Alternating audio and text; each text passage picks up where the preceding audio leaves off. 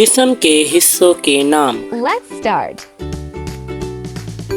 आँख, इंग्लिश में आइस।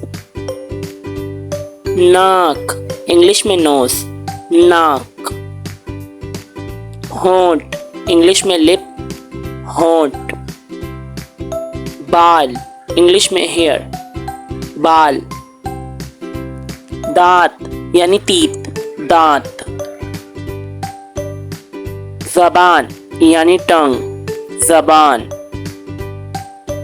उंगलियां यानी फिंगर्स, उंगलियां। कान यानी ईयर, कान।